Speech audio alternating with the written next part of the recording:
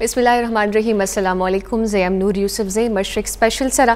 None the मई पर द्रविश्तम नेटा द फेस्टुला नड़ीवालो रज़मांजल की फेस्टुला सतवई आओ द सर्जरी द जदीद तरीक़ो रातलू रुस्तु आया पदे बांधे काबू मुंदल की देशी फेस्टुला डेरा यो पीचीदा बीमारी द जनानो यो पट बीमारी दा आओ डेरा संजीदा हमदा द दे वरज़ मंजलो मकसद शिकम दे आगा दे द फेस्टुला पाड़ा बांधे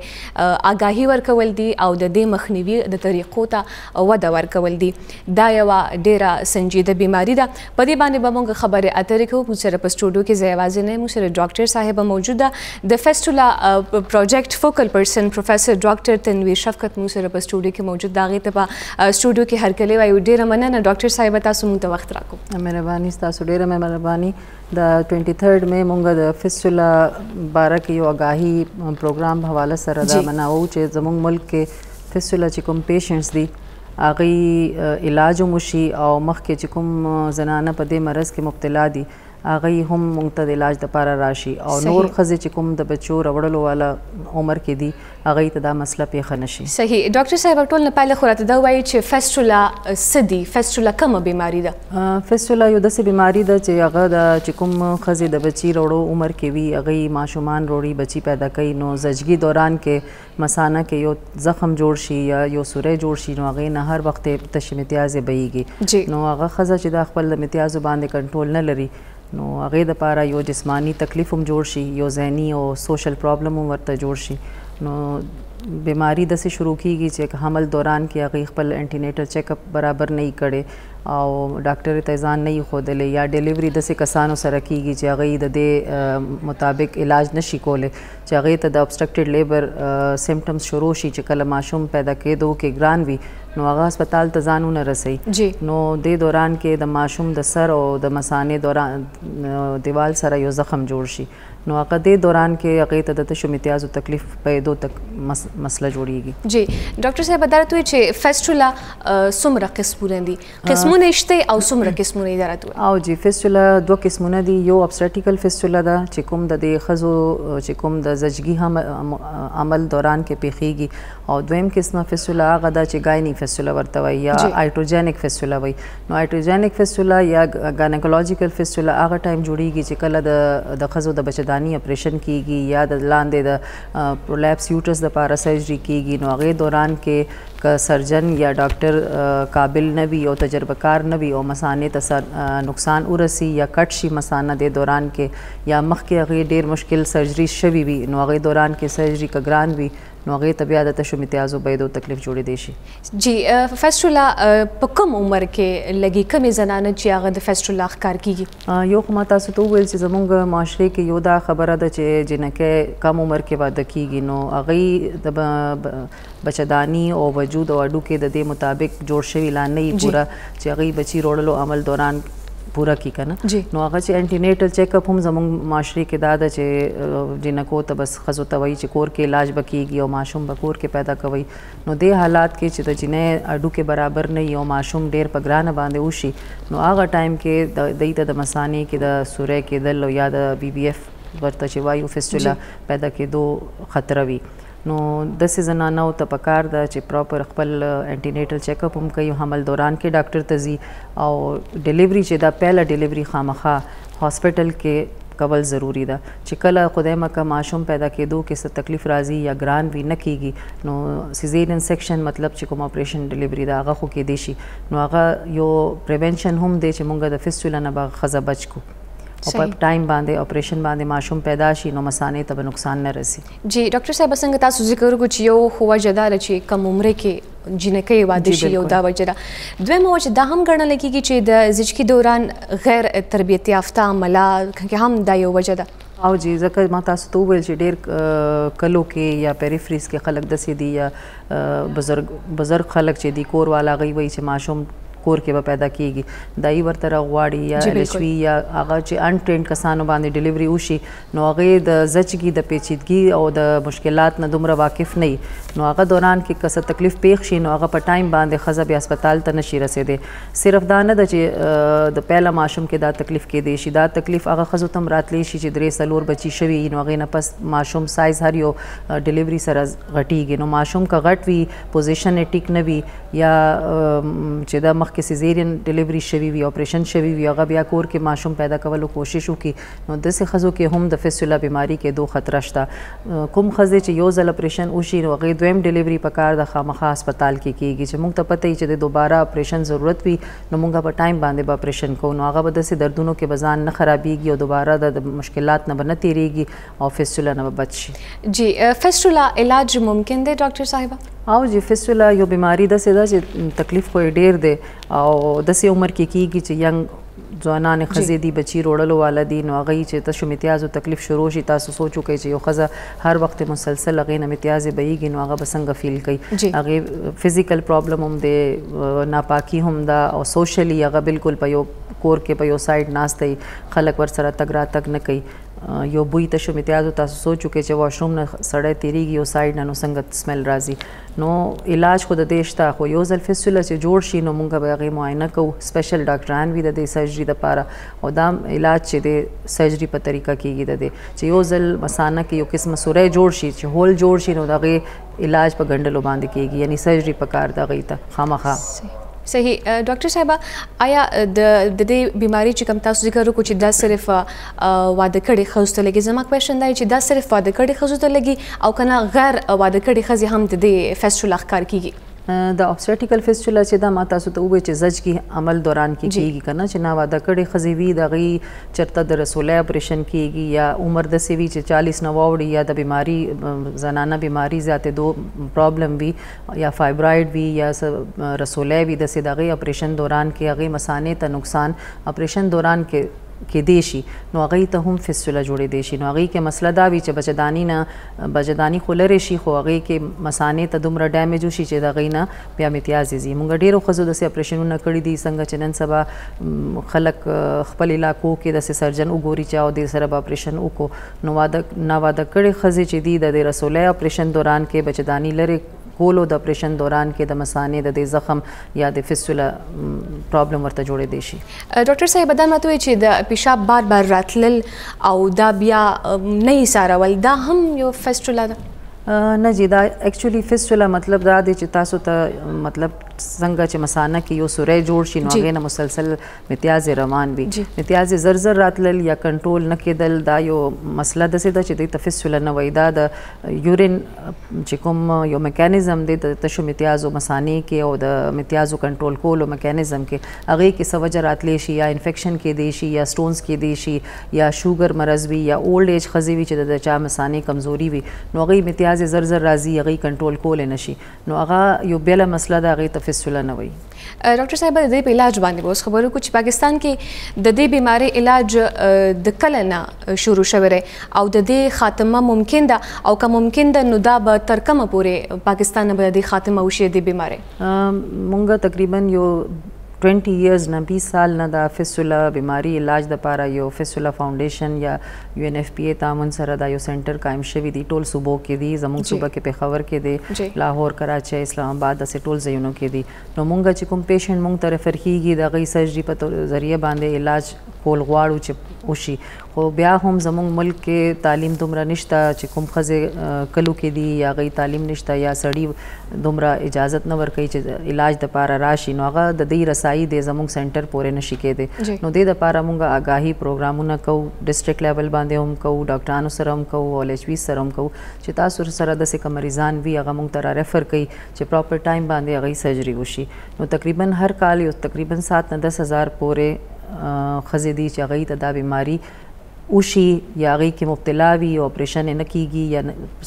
صورت باندې هغوی موږ ته نشي رسېدی نو زموږ دا ایم دی زموږ دا مقصد دی چې کال 2030 2030 پورې موږ د دې بیماری پوره طور باندې د دې علاج پوره ټولو ښځو ته چې د دې مریضان نور سفر کیږي نه. جی ډاکټر صاحب تاسو د فیسټولا چې پروجیکټ فوکل پرسن یې اندام راته وایي چې د دې اپریشن په څومره مرحلو کې کیږي او د څومره وخت لپاره؟ اپریشن خو یو 2-3 مرحلې دي. پهله چې کله مونږ ته مریض راشي نو مونږ دغه ټول چیک اپ کوو، هیستوري الو، ایگزامینیشن معاینه کوو چې څه انویسټیګیشنز پکار وي هغه وکړو. بیا مونږ ډایګنوزز وکړو چې د دې ته کوم قسم فیسټولا ده، سایز یې څومره دی، 2 سانتي میټر 3 سانتي میټر یا کمپلیکیټډ مطلب پیچیدګي پکې ډیر وي. کله د مثانې سره چې کوم یوریټرز وي هغه نه راځي کډنیز نه، کله هغه پکې انوالو وي نو هغې کې بیا مونږ ته د یورولوجسټ هیلپ ضرورت وي. پهله مرحله خو د تشخیص وي، بیا هغې نه پس مونږ ایگزامینیشن کوو انډر انستیزیا چې مونږ وګورو چې دوی ته کوم قسم اپریشن ضرورت دی، ابډامینل ریپیر ضرورت دی یا په ویجاینل روټ باندې به مونږ ریپیر کوو. نو کله چې اپریشن دپاره مونږ مریض تیارو نو هغې نه ټول معلومات حاصلوو، هغې ته ټول مطلب مونږ طریقه باندې پوهیو چې تاسو به څومره ورځې هسپتال کې یی. اپریشن کې چې مریض داخل شي نو تقریبا 2 هفتې 3 هفتې پورې مونږ سره وي. بیا اپریشن نه پس چې مریض کوم خیال ساتل وي هغه هم ډېر امپورټنټ دی چې مریض ته تشو امتیازو د کیتیټر لګېدلی وي نو هغه بندېدل نه دي پکار. چې کله اپریشن وشي نو یو اپریشن خو مشکل علاج دی، سرجري ډېر ګران ده، داسې آسان نه ده. دې کې 2-3 غنټې هم لګېدی شي یا سمال فیسټولا وي نو زر ریپیر شي. خو دې نه پس بیا پوسټ اپریټیو کیر چې کله مریض اپریشن تھیټر نه راشي واټ ته نو یو 10-15 ورځې هغې ډېر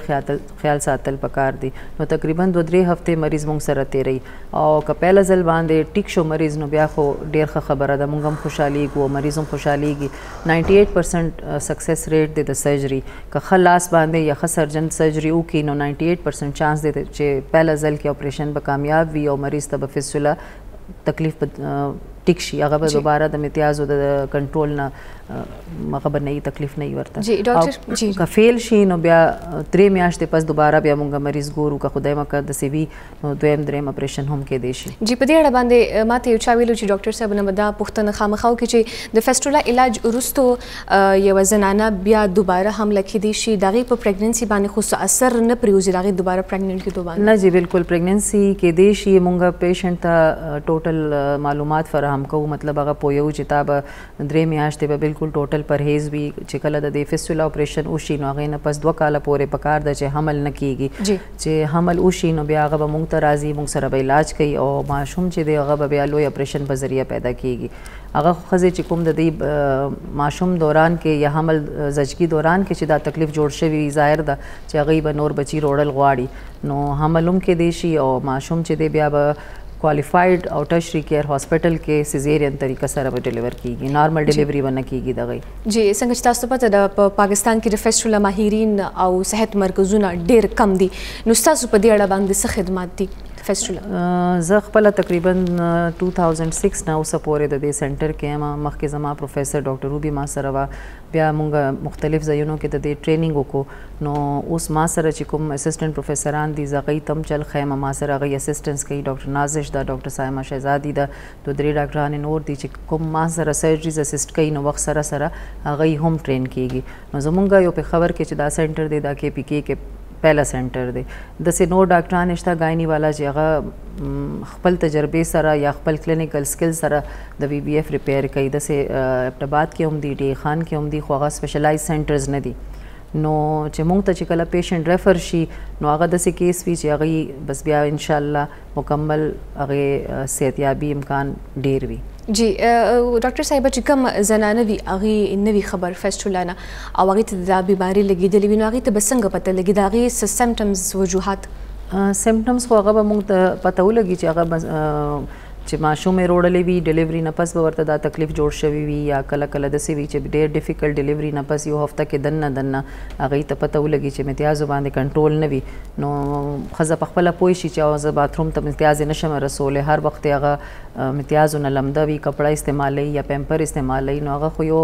ظاهري خبره ده چې دغې ته تشو امتیازو تکلیف شته. بیا چې ډاکټر معاینه وکړي نو بیا پته ولګي چې آیا دا واقعي فیسټولا ده، ټرو فیسټولا مینز چې دا هغه واقعي مثانه کې سوری شته که نشته. کله کله د انفیکشن او د هغې په وجه هم داسې سمټمز کیدی شي خو هغې کې مثانه کې یو سوری به نه وي، صرف سمټمز به وي داسې چې امتیاز یې زر زر راځي یا امتیاز یې سوځي. خو دا چې پیمپر استعمالولو خبره ده او هر وخت پیشنټ ویټ وي، لمده وي، د یورین نه سمیل راځي دا علامات دي چې مریض ته فیسټولا شته او هیستري به هم دغسې وي چې هغې به ډیفیکلټ ډیلیوري تیر کړې وي یا د هغې څه اپریشن به شوي وي ماشوم د زچګي دوران حمل کې چې کله زچګي حمل ډیر پرولونګ شي او سیزیرین وشي که نه نو هغې نه پس هم د فیسټولا جوړېدو چانس وي ځکه چې هغه ماشوم سر چې د مثانې سره زخم جوړ کړي نو هغه فیسټولا خامخا بیا جوړېږي که سیزیرین هم شي بیا هم فیسټولا جوړېدو خطره وي نو هغې کې بیا مونږ دا کوو چې کیتیټر چې دی مونږ یورین والا کیتیټر چې دی 2 هفتو دپاره ساتو احتیاطاً چې زخم چې د مثانې والا دی دا د زر ټیک شي ډاکټر صاحبه د فیسټولا د کامیاب اپریشن څومره فیصد امکانات موجود دي چې د اپریشن به کامیاب کیږي ما تاسو چې څنګه خبره وکړله چې که سپیشلایز سنټر کې کیږي او چې کوم ماهر سرجنان کوي یا یورولوجسټ کوي یا گاینی سرجن چې چا د دې فیسټولا سرجري ټریننګ کړي پراپر نو هغوی 95 نه 98% پورې مطلب سلو کې 95-98% مریضان چې دي بالکل پهلا سرجري سره ټیک کیږي انشاءالله او که خدای مکه داسې کمپلیکیټډ سرجري وي یا دوباره د سوي چې مثانه کې ما مونږ اپریشنونه کړي دي 3-4 سینټي میټر فیسټولا مونږ کتلې ده نو هغې کې پهله ځل کې بیا کامیابي امکان 90% نه کم شي نو هغه بیا به دویم ځل دریم ځل باندې اپریشن هم کول غواړي ځینې مریضان داسې دي چې هغوی ډېر زیات خطرناک یا مطلب داسې چې پیچیده مسله وي نو هغه بیا مونږ کراچۍ کې مین سنټر دی مونږ کوی ګوټ هاسپټل کې نو هلته بیا مونږ ولیږو هغوی نو هغوی تګ راتګ هغوی سره مریض د تلو ورسره اټنډنټس هم ځي د هغوی خرچه ټوله مونږ دا پروجیکټ چې دی فیسټولا فاونډیشن والا دی برداشت کوي جی ډاکټر صاحب دا راته وایي چې د هغه زنانه چې هغې په ړومبي ځل باندې حمل زیږ کړي د هغې فیسټولا نه څنګه بچ کیدی شي د دې احتیاطي تدابیر څه دي یو خو دا خبره ده چې پهله ډیلیوري چې ده که نه یو داسې شی وي چې هغې باره کې چاته هم پته نه وي چې دا به نارمل ډیلیوري به کیږي یا به د دې سیزیرین کیږي آیا څه حالات به وي نو پهله پریګننسي کې پکار دا ده چې کور والا مشران چې دي هغه ډاکټرې باندې علاج کوي معاینه کوي ریګولر او چې کله ډیلیوري ټایم راشي نو یو چې کوم ماهر ډاکټران وي چې ډیلیوري سنټر چلی یا پرایویټ کوي یا چې کوم هسپتال ته راتلی شي نو پکار دا چې ډاکټر سره ډیلیوري وکړي او که لشوي باندې هم کوي نو پکار دا ده چې دوی ته دومره اندازه وي چې هغه د دې امکانات نه خبر ده چې د ډیلیوري ټایم کې ډیر وخت تیر شي او ماشوم نه پیدا کیږي نو په ټایم باندې هغه کسانو ته ووایي چې مریض د هاسپټل ته ریفر شي چې په ټایم باندې سیزیرین وشي کله کله داسې وي چې ماشوم نه پیدا کیږي ډیر وجوهات وي دغې خو په ټایم باندې سیزیرین وشي نو بیا فیسټولا نه بچ کېدل ممکن ده صحیح جی کتونکو فیسټولا په اړه باندې د آګاهي پروګرام د فیسټولا سدي د علاج څنګه ممکن دی او د دې بچاو طریقې په دې باندې موږ خبرې اترې کوو خو پروګرام کې وړه شانته دماغ خلو چرته زما مشرق ټي وي سره اوسئ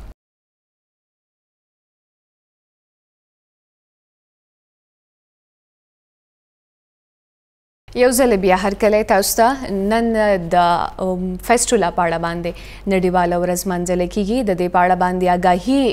ورکول د دې ورځې منځلو مقصد د آګاهي ورکول او د دې د مخنیوي د طریقو ته وده ورکول د فیسټولا چې کوم دا هغه د زنانو یو ډېره پټه بیماري ده او سنجیده بیماري هم ده څومره سنجیده بیماري ده څومره خطرناک کیدی شي په دې باندې زموږ سره په سټوډیو کې د فیسټولا پروجیکټ فوکل پرسن پروفیسر ډاکټر تنویر شفقت موږ سره په سټوډیو کې موجود ده ډاکټر صاحبه دا بیماری څومره خطرناکه ده څومره سنجیده ده سنجیده خو ډیره ده ځکه چې ته شو امتیازو کنټرول چې ختم شي نو یو بنده سوچ کولی شي چې زه به امتیازو نه هر وخت ناپاکه یم زما زندگی به څنګه وي او هغه ښځې چې وړه وړه بچي وي کور سنبالي نو هغې فزیکل مطلب خپل جسمانی تکلیف هم لري او ورسره کور کې چې د چا نه تشو امتیازو بوی ځي نو هغې سره څوک ناسته پاسته هم نه کوي هغې چېرته د تلو قابل نه وي نو یو پټه بیماری ځکه ده چې هغې چاته حال نشي ویلی کله کله داسې وي چې دا بیماری د کلونو راسه ښځې ته وي هغه نه خپل خاوند ته وایي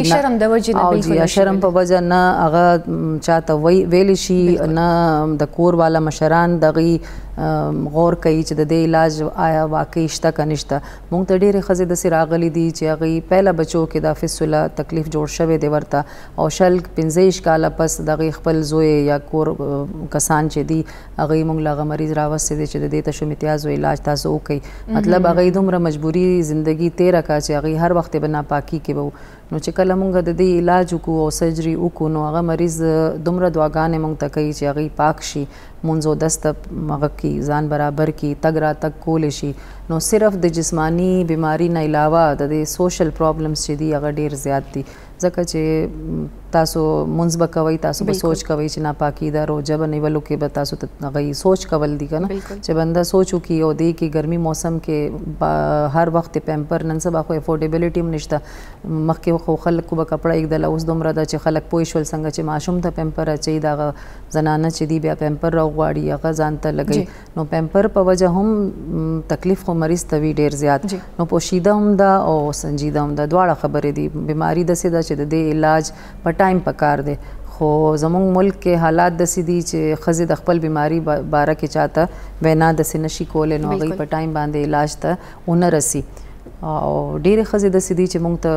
ډېر کلونو پس رالل هغوی علاج وشو بیا چې کله هغوی خپلوانو کې چېرته داسې ښځې خبره واوري چې او دې ته هم داسې تکلیف جوړ شوی دی نو هغه هغوی ته وایي چې دلته پېښور کې هسپتال دی یا چې چېرته هغوی ته معلومات وي هلته یې ولیږي نو هغوی بیا په ټایم باندې علاج وشي ډاکټر صاحبه د دې علاج باندې څومره خرچه راځي او آیا د دې علاج مفت دی او چې علاج خرچه خو داسې ده چې یو قسمه اپریشن دی او تشخیص دپاره انویسټیګیشنز هم کول وي بیا موږ مریض داخلو هسپتال کې په هغې باندې دوایانو باندې خرچه راځي خو فیسټولا فاونډیشن چې دی دغه موږ ته د دې مریضانو دپاره یو فنډ مخصوص کړی دی چې موږ د دې مریضانو ته دوایانې د اپریشن والا هغې نه پس چې انټي بایوټیک لګي چې کوم قسمه خرچه وي هغه مفت علاج ورته ملاویږي او چې کوم غریبانان وي چې افورډ کولی نشي هغوی ته موږ د روزانه د روټۍ او تګ راتګ دا پیسې به هم ورکو ورته چې کله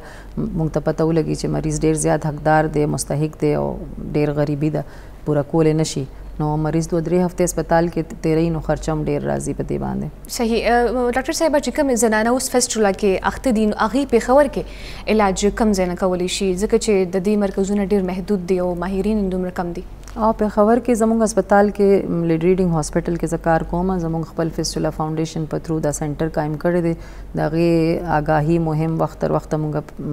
کوو او زموږ کوارډینیټر چې دی هغوی چې دي د LHV سره او WHO په تھرو باندې د ډسټرکټ هاسپټلز کې هم موږ داسې پروګرامونه کوو چې هغوی ته اویرنس ملاو شي هغوی ته آګاهي ملاو شي چې داسې چلته مریض وي نو هغه د لیډ ریډینګ هاسپټل ته د راشي موږ سره د کانټیکټ وکړي زموږ فون نمبرز اویلیبل دي تاسو به د پروګرام آخر کې به دغه نمبر به هم شیر کړئ جی ډاکټر صاحب دا هم راته وایي چې ګایني فیسټولا کومو زنانو ته کیدی شي په دې اړه باندې راته وایي ګاینیکولوژیکل فیسټولا چې دا هغه ابسټیټیکل فیسټولا نه داسې بدله ده چې دی کې ښځې چې دي تقریبا 40-45 سال عمر کې چې چېرته اپریشن وشي بچهداني لرې شي یا نور د مثانې څه تکلیف وي AP ریپیر وشي مطلب بچهداني د لاندې زور کولو پرولیپس اپریشن کې هغې دوران کې دا تکلیف جوړېدی شي یا د هغې مریض مخکې ډېر زیات اپریشنونه شوي وي یا د بچهداني د رسولی لرې کولو چېرته علاج یې کړی وي نو ریپیټ او کمپلیکیټډ سرجري چې دی هغې کې د مثانې ته نقصان رسېدو خطره وي چا ښځې 2-3 سیزیرین سیکشن شوي وي نن سبا داسې حالات دي چې موږ سره داسې مریضان هم راځي چې د هغوی پلیسنټا اکریټا یا پرکریټا بچهدانۍ کې پلیسنټا چې ده انښتې وي بیخي لرې کېږي نه نو د هغې اپریشن دومره خطرناک وي چې هغې دوران کې هم مثانې ته تکلیف رسېدی شي خو هغه چې کوم ښه پوه ډاکټر سره یا ماهر سرجنانو سره دا اپریشن وشي نو هغې کې بیا د مثانې احتیاط هم کېږي که څه ډیمیج وشي نو هغه ټایم باندې ریپیر وشي صحیح ډاکټر صاحب دا راته چې پاکستان کې دا وخت د فیسټولا څومره تعداد کې مریضان موجود دي زمونږ یو خو اسټیمیټ د لوکل سنټرو والا دومره پرفیکټ نه دی چې مونږ واقعي د صحیح اعداد و شمار تاسو ته ویلی شو نو تقریبا هر کال 7,000 نه 10,000 پورې فیسټولا ریپورټ کیږي او چې کوم ان ریپورټډ دي چې د چا علاج نه دی شوی یا هغوی په دې علاج باندې پوه نه دي نو هغه دې نه علاوه دي نو تقریبا 7,000 فیسټولا چې پر ایئر جوړیږي نو علاج هم پکار دی چې همغې طریقې باندې دوی ته ملاو شي ډاکټر صاحب داسې نه کېږي چې د دې اپریشن د دې ضروري دی د دوایانو د وجې نه د فیسټولا د دې ختمه نه کېږي د دې بیمارۍ علاج فیسټولا علاج چې دی صرف سرجري ده چې کوم نور علامات دي د تشو امتیازو زر زر راتلو یا د امتیازو کنټرول نه کېدلو د هغې علاج په دوایانو کې دی شي خو چې کله مثانه کې یو زخم جوړ شي یو سوری هول جوړ شي مطلب هغه کټ شي یو قسمه طریقې سره زخم سره نو هغه بیا د سرجیکل ریپیر نه بغیر نه ټیک کېږي د اپریشن څومره وخت کې کېږي ډاکټر صاحب اپریشن خو خپل هغه د چې کله اپریشن مونږ کوو نو دا ګورو چې فیسټولا څومره سایز کې ده څومره پیچیدګي ده پکې کله کله داسې وي چې د کډنیز نه چې یوریټر راغلی وي هغه هم فیسټولا کې انوالو وي نو هغه سرجري کم از کم 3-4 غنټې علي او سمپل اپریشن چې دی 1 غنټه یا 1.5 غنټه کې هم کېږي خو هغه ډیپینډ کوي چې مریض حالات څنګه دي او فیسټولا کوم قسمه فیسټولا ده کس ورکوټې سورې وي نو هغه خو بیا زر تاسو کولی شئ او چې غټ وي نو هغې کې بیا موږ ته ټایم هم ډېر پکار وي او هیلپ هم پکار وي کله کله موږ یورالوجسټ هم کانټیکټ وکړو چې هغې موږ سره یا ایز ا ټیم موږ بیا کار کوو صحیح ډاکټر صاحب دا هغه زنانه چې هغې د دې مرض نه ناخبره دي او په کلونو په دې مرض کې په تکلیف کې تېرې کړي هغې ته نه پته چې د دې علاج ممکن دی او د یو سرجري د وجې نه هغې ژوند بدلېدی شي هغې ته به څه پیغام ورکول غواړئ یو ټولو نه غټ پیغام خو دا دی چې کله هم دی خپل د لوڼو ودونه کوي نو پکار ده چې هغوی پهله حمل دوران کې باقاعده ډاکټرې سره د معاینه وشي پهله ډلیوري چې دی ښه لاسونو کې ښه ایکسپرټ لاسونو کې د وشي که هاسپټل ته رسېدی شي نو هلته د ډلیوري وکړي چې د دې فیسټولا جوړېدو چانس ختم شي چې فیسټولا یو ځل جوړ نه شي نو بس بیا خو ډېر آسان خبره ده او چا چې مخکې سیزیرین شوي وي اپریشن سره ماشوم شوي وي دویم ځله دریم ځله پکار ده چې کور کې یا LHV سره یا لوکل لیول باندې د ډلیوري نه کوي ایکسپرټ لاسونو کې ټرشري کیر لوی لوی هسپتالونه دي پېښور کې هم دي ډسټرکټ لیول باندې هم نن سبا هسپتالونه شته چې هلته ښه کوالفاید ګاینکالوجسټ هم شته او کیر کولی شي نو پکار دا دی چې هر لیول باندې یو مونږ جدوجهد شروع کړو چې د دې مخنیوی کېدی شي جی د دې بالکل مخنیوی کېدی شي د علاج ممکن دی او دا علاج چې کوم دی هغه فری کېږي جی بالکل د دې علاج فری دی مونږ ورته دوايانو بالکل فری آف کاسټ ورکو چې کوم دوايان استعمالیږي 2-3 هفتې چې مریض هاسپټل کې داخل وي هغه دوران کې چې څومره دوايانو باندې خرچه راځي او خوراک باندې هغه مونږ مریض له ورکو کله کله داسې وي چې زمونږ مریض داسې وي چې هغه اپریشن یو ځل ناکام شي دویم ځل او مونږ پوهیږو چې دا دلته اوس نشي کېدی نو مونږ ایکسپرټ یورالوجسټ او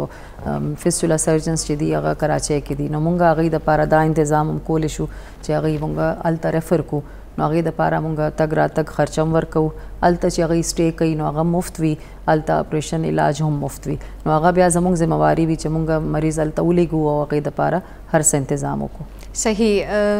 ډیره مننه ډاکټر صاحبه تاسو موږ ته دومره په تفصیل سره د فیسټولا په اړه باندې آګاهي زموږ کتونکو ته ورکړله او زه دا هم وایم چې تاسو یو پیغام هغې خلکو ته هم ورکوي چې کوم آګاهي ضرورت دی هغه تنان چې هغې ناخبره دي او هغې غواړي چې موږ په دې باندې په دې هغه زنانو ته لټون وشي چې هغې د دې بیمارۍ سره مخ دي هغې ته به څه آګاهي ورکول غواړئ او زیاتره موږ پروګرام کې موږ دا ذکر وکړو چې غیر تربیت یافته عمله هم په دې کې د دې فیسټولا یوه لویه وجه جوړېږي نو هغې ته څه پیغام ورکول غواړئ پیغام دغه دی چې کله مونږ ګورو چې ماشوم ډلیوري عمل چې دی زچګي عمل هغه ډېر ټایم واخیستو که کور کې کېږي یا LHV سره کېږي چې کوم ورسره کسان دي سړي دي یا ښځې دي نو هغوی د دا سوچ وکړي چې ښځې باندې تکلیف ډېر دی نو هغه د په ټایم باندې هسپتال ته ورسوي او دویمه خبره دا ده چې کوم کسان دا پریکټس کوي او پوهیږي چې مونږ دا کار نشو کولی ډلیوري زموږ د استطاعت نه بار ده مونږ دا کار نشو کولی نو پکار ده چې ډیفیکلټ کیسونه چې دي په ټایم باندې ایکسپرټ ډاکټر ته دې ریفر کړي ډاکټر صاحب دا نوته چې پاکستان کې د دې بیمارۍ د خاتمې لپاره څه اقدامات روان دي یا څه اقدامات کول پکار دي اقدامات خو دا اوس دا NGO په تھرو دا فیسټولا فاونډیشن زموږ ته فنډینګ کوي د نه مخکې UNFPA او دا یو قسمه NGO دا دغه کار دی چې هغوی دا مخنیوي دپاره کار کوي سرکاري سطح باندې افسوس خبره دا ده چې اوسه پورې د دې دپاره څه داسې افرټ نه دی شوی دا زه چې کوارډینیټر کار کوم زه لیډینګ هاسپټل کې ایز پروفیسر کار کوم خو زمونږ دا فاونډیشن چې دی مونږ له دا فنډینګ کوي او د دې 20 کالو نه زه ورسره کار کوم نو تربیت هم مونږ اخیستی دی او علاج هم کوو خو په کار دا دی چې د دې کوم ښځې چې د دې مرض کې مبتلا دي هغه د په ټایم باندې ورسي نو دې دپاره چې کوم هیلث ورکرز دي یا هیلث کیر پروفیشنلز دي LHVs دي یا څوک هیلث ټیکنیشن دي چې هغوی په نظر کې یا هغوی ګیر چاپیره داسې ښځې وي نو هغوی ته د ځای وښیي دلته د راشي علاج دې وکړي چې د دې تکلیف نه د خلاصې وشي صحیح ډیره مننه ډاکټر صاحب تاسو موږ ته وخت راکو او د فیسټولا چې کوم د بیمارو یو د زنانو بیماری دا ډیره پټه بیماری دا من تاسو موږ سره دومره په تفصیل سره خبرې وکړه تاسو د وجې نه څومره زموږ کتونکي د هغې ته آګاهي میلاو شوله چې فیسټولا بیماری څه دی او د دې علاج څنګه ممکن دی او دا څومره پیچیده بیماری ده او څومره خطرناکه بیماری ده په دې باندې زموږ کتونکي تاسو آګاه کړل ډیره زیاته مننه کتونکو فیسټولا په څومره هم